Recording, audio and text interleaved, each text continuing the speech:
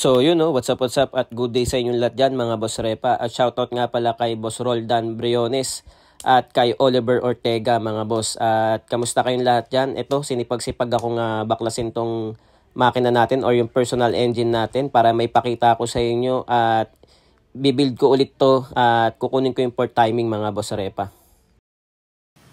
So yun mga Boss Repa, magandang tanghali ulit sa inyo at nahugot ko na yung ating yung personal engine natin. Ito, natanggal ko na yan, tapos salawagan ko na rin yan mga boss. So try natin baklasin, tingnan natin kung anong kondisyon itong makina natin ngayon para kung kailangan ipaparebor ko, kung hindi naman hindi okay. Ang pagkakaalala ko, pagkakatanda ko rito mga Boss Repa, huling gamit ko is parang natakbo ata namin to ng Tagaytay or Kaibiyang. Kasi yun lang yung pinakamalayo kong natakbo dito. Kasi usually sa ano lang to, sa show lang to namin binababa or dito lang sa subdivision namin, paikot-ikot lang. Kaya kung mapapansin nyo yan, no? Inalikabok na. Ilang taon na to? Siguro around 2, 3, 4 years ago. Kasi before pandemic to eh. Nagamit ko to before pandemic dito lang din sa loob ng bahay. Kung maalala nyo kung sino mga nakapanood no, nag-trippings ako dito lang sa loob ng bahay yan. Nagpaikot-ikot ako. So tara, baklasin muna natin to. Tignan natin kung anong kondisyon. Yun no. Yung cylinder head natin, ayan. Masyadong malaki. Yung pagkakatabas, hindi ko lang maalala sino gumawa nito o mineasure ko ba to, sinukat ko ba para sa compression ratio, hindi ko maalala. So ito yung head natin mga boss, malinis kasi yung gamit natin ditong oil is Putolin. Yan, Putolin na fully synthetic. Kaya makikita nyo yan, malinis ang ating nandun pa rin, meron pa rin, ayan kita nyo naman. Re-measure natin to ulit, ipapakita ko rin sa inyo, bibigyan ko rin kayo ng overview sa pagbubuo ko nito, ipagre-rebuild ko rito or kung kinakailangan kong i-port, papakita ko rin sa inyo, yan. So stock cylinder head na rin, hindi na lang din ako tapos ang squeeze clearance siguro nito around 0.9, 1 mm. Pakita ko rin sa inyo.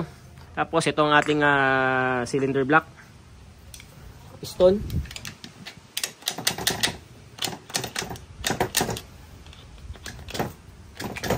gas,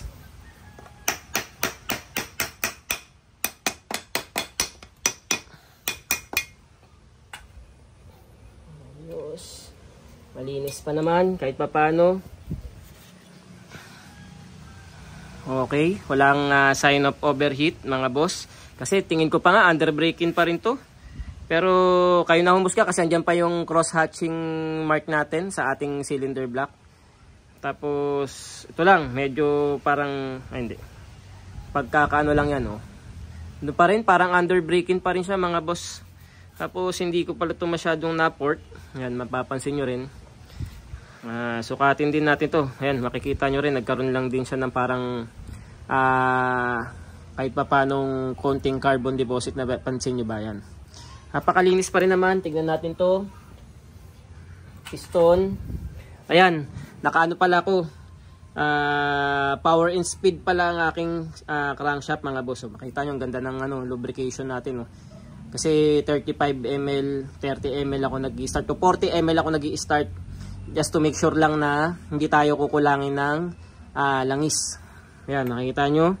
Standard na piston sa 70cc. Pero hindi ko lang inialam kung gaano nakalaki to.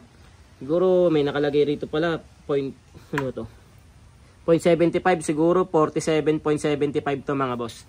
Kaya baklasin natin tong sear flip.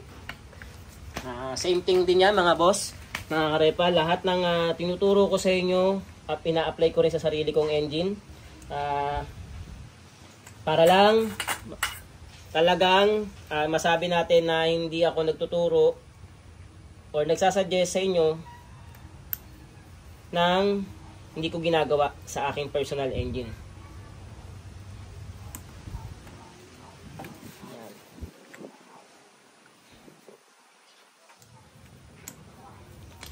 Kikita nyo yung modification natin mga boss. Oh. Lahat ng engine ko mga boss, lahat ng binibuild ko ay talagang tinitignan natin bawat detail, bawat proseso. Ginagawa natin yan. Personal engine ko to mga boss ha. Yan, ilang taon na to. Medyo may kalayuan din yung dinakbo pero hindi naman din syempre ganun sobrang layo para masabi natin. Pero yan, ito yung personal output na pinapakita ko sa inyo kung ano yung overall process kung paano ko binuo. Tapos ano yung nagiging tawag dito, product, final product. Ito, ayan. Same thing din, same thing. Yung piston, pagka kinakailangan nating tabasan, saan na ba siya?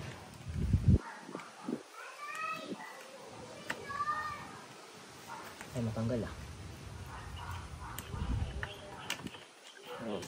So, walang sign off. Titignan natin kung may sign off pa, no?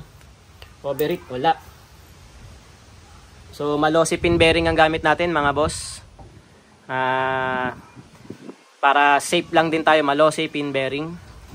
Tapos mapapansin nyo, hindi nag-overheat ang ating engine, hindi umaabot sa ilalim para magkaroon ng sign of carbon deposit. Kasi pag nagkaroon ng sign of carbon deposit, ibig sabihin yung langis at yung init natututong dun sa ilalim, umaabot hanggang ilalim yan mga boss. Kaya isa yan sa sign of overheat. Pansin nyo rin, yung piston natin wala, malinis. At mapapansin nyo yung piston natin tabas. Yan, ako na lang din nagtabas ito mga boss Repa. Malinis, maganda. 4 years ago, 3 years ago na tong engine ko mga boss Repa. Yan o. Dito naman sa piston wash natin, exhaust makikita nyo naman may exhaust nakalagay. Tapos ito ang intake. Papansin nyo rin, hindi rin ganun kalakihan ang carbon deposit natin. Or hindi ganun karamihan ang carbon deposit or yung nagiging tutong na langis. Kasi hindi siya nag-overheat o hindi tumataas masyado ang temperature natin to reach its maximum temperature. So napakaganda or maganda ang pagkakabuo natin. Hindi ko rin naman masasabi sa inyo kasi hindi ko na mapuprove sa inyo na ito ay nakalayo ko.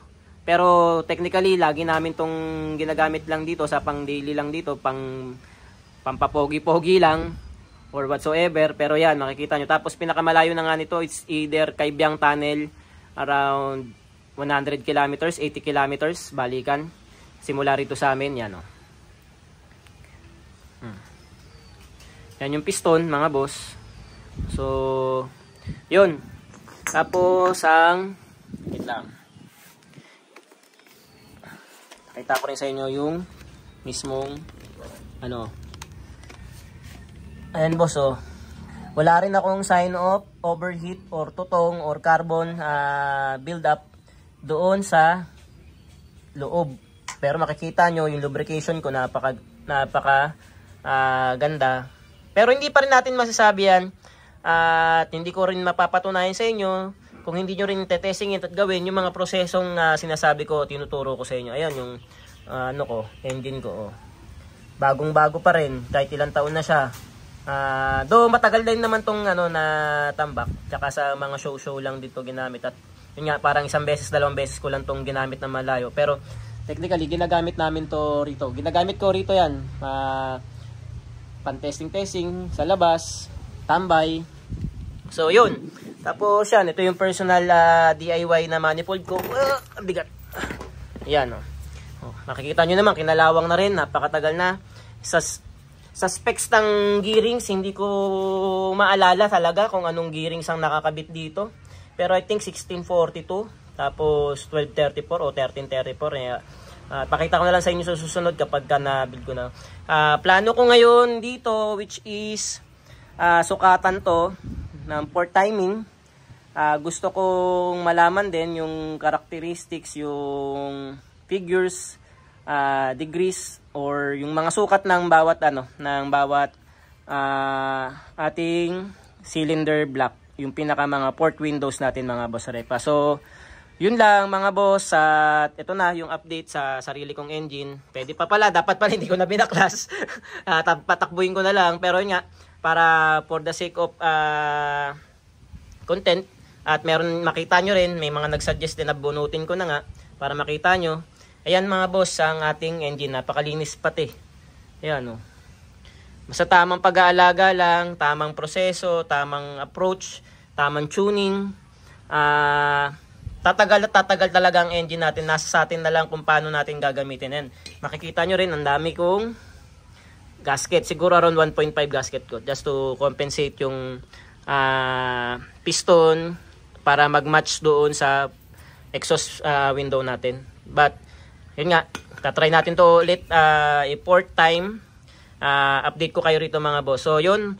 Shoutout sa inyo lahat, kala Justin, kala Boss Boyet Cabral, sa lahat ng sumusuporta natin sa atin.